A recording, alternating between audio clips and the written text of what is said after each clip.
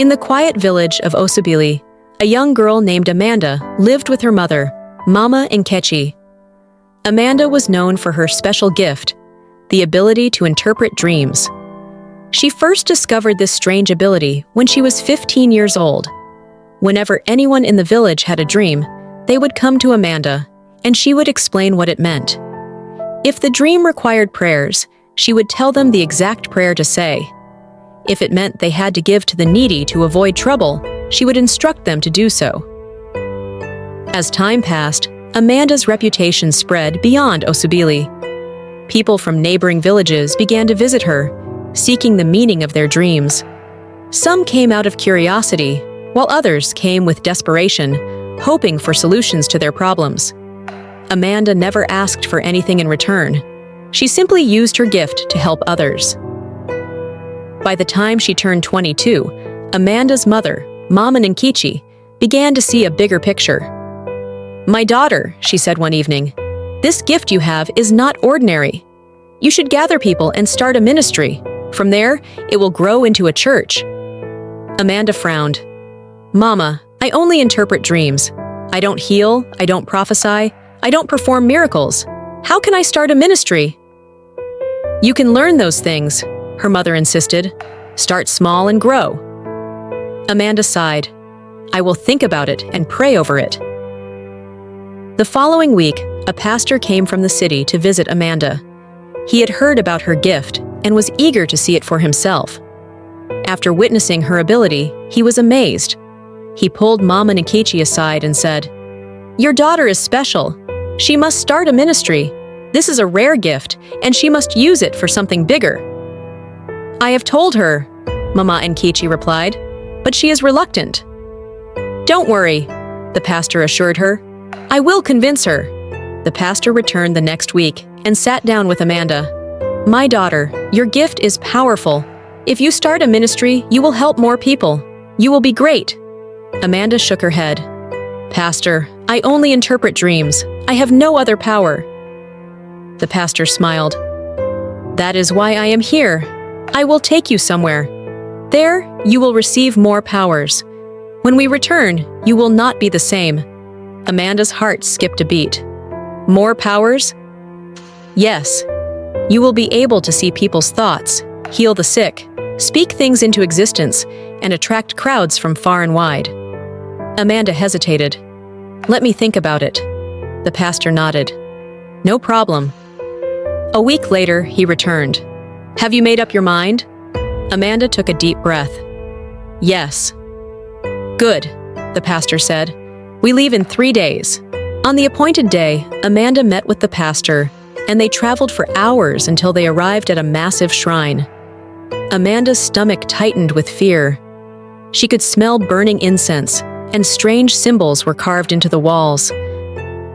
"This place is different," she whispered. "Don't be afraid," the pastor said. "When we leave here, you will be greater than you ever imagined." A woman dressed in red emerged from the shrine. Her presence was commanding. She was called the Queen Mother. "I already know why you are here," she said, her voice deep and powerful. She turned to Amanda. "You have a special gift, but you need more. I will give you 4 powers. Every 3 years, you must renew them, and I will add more." Amanda swallowed hard. "What do I have to do?" The Queen Mother pointed to a large basket. "Deep your hands inside and bring out the calabashes that contain your powers." Amanda hesitated, but did as she was told. One by one, she pulled out the small calabashes. "The first power is called Galaduya," the Queen Mother said. "With it, you will see what people have in their minds. The second power is Selemendu. You will be able to heal the sick. The third is Induleska. Whatever you say will come to pass. The last one is Odulankeki. It will attract people from far and wide to your ministry." Amanda stared at the calabashes in her hands. She had come here seeking more power, and now she had it. "These powers will work immediately," the Queen Mother continued, "but there is a price." Amanda's heart pounded. "What price?" "You will find out when you return next month." Amanda looked at the pastor, who nodded in encouragement. The Queen Mother smiled. Go now. Start your ministry in the uncompleted building your father left behind. Amanda returned to Osubili and buried the powers in the uncompleted building, and the Queen Mother infected and started her ministry. At first, it was just a few people, but within weeks, the crowd grew. The powers worked. She could see people's thoughts, heal the sick, and her words carried power. People traveled from distant places just to see her. Amanda's ministry grew beyond anything she had ever imagined. The once abandoned building her father left behind now overflowed with people seeking healing, prophecies, and miracles. True to the Queen Mother's words, the four powers worked perfectly. She could read people's thoughts, heal the sick, declare blessings that came to pass, and attract crowds without effort. But deep in her heart, Amanda could not shake the fear of the unknown. Then, the dreaded day arrived. The month had passed, and she had to return to the shrine to learn the price of her new powers. Amanda made the journey alone this time. As she entered the shrine, the Queen Mother was waiting for her. The air was thick with the scent of burning incense. You have done well, the Queen Mother said. Your ministry is growing. But now, it is time to fulfill your part of the agreement. Amanda swallowed hard. What must I do? The Queen Mother's smile was cold. Every year, you must bring a human sacrifice. Amanda gasped. What? A human sacrifice? Yes, the Queen Mother said firmly. Your powers must be fed. If you refuse, the powers will turn against you. Everything you built will crumble. Your followers will leave, and sickness will consume you. Amanda's hands trembled. I can't kill anyone. You don't have to do it yourself, the Queen Mother said. Just bring the person here. Leave the rest to us. Amanda's heart pounded. She had been so eager for power that she had not thought about the cost. Now she was trapped. You have 1 month, the Queen Mother said. Choose wisely. Amanda nodded slowly, then turned and walked away, her mind in turmoil. When Amanda returned to Osubili, her mother noticed her troubled expression. My daughter, what is wrong? Mama Nkechi asked. Amanda forced a smile. Nothing, Mama, I'm just tired. But she could not sleep that night. The Queen Mother's words echoed in her mind. Every year you must bring a human sacrifice. She thought about her followers. They trusted her. They believed in her. How could she betray them?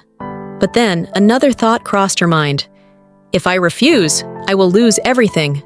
The next Sunday, Amanda stood before her congregation, watching them with new eyes.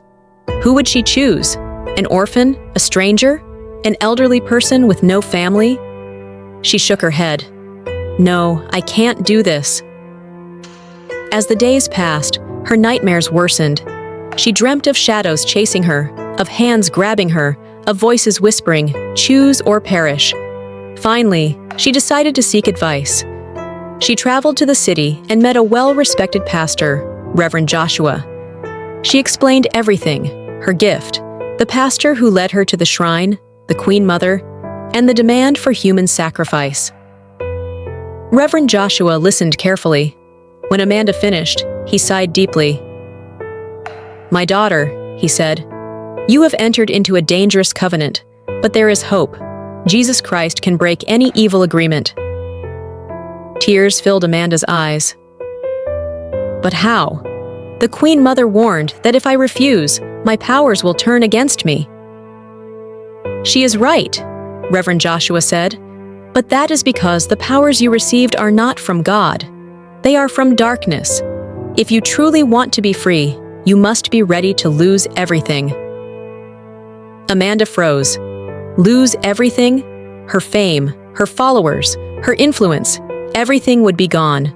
Reverend Joshua placed a hand on her shoulder. You must choose. Do you want to serve God or keep these demonic powers? Amanda lowered her head. She thought about how far she had come, but then she thought about the innocent people who trusted her.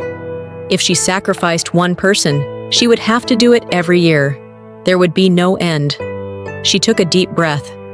I want to be free. Reverend Joshua gathered other pastors, and they began to pray for Amanda. The moment they started, Amanda felt a sharp pain in her chest. Suddenly, she screamed and fell to the ground, shaking violently. Dark shadows swirled around her. The voices from her nightmares spoke again. You belong to us. You cannot escape. But the pastors continued to pray. They commanded the evil spirits to leave in the name of Jesus. Amanda felt something tearing inside her. She screamed again, but this time, it was different. She felt lighter, as if a heavy burden had been lifted from her soul. After hours of intense prayer, Amanda collapsed. When she woke up, she felt peace for the first time in years. Reverend Joshua smiled. You are free. Tears streamed down Amanda's face. Thank you, Pastor. Amanda returned to Osubili and stood before her congregation. I have something to confess, she said. The powers I used did not come from God. Gasps filled the air. Some people looked shocked. Others whispered in disbelief. I was deceived, she continued, but I have been delivered. From now on, I will only serve God. Some people left.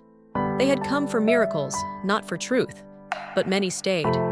Amanda no longer had the supernatural powers, but she had something better: peace. She started again, this time with prayer, fasting, and genuine faith in God. Her church grew, not because of magic, but because of true devotion. And for the first time, Amanda felt free.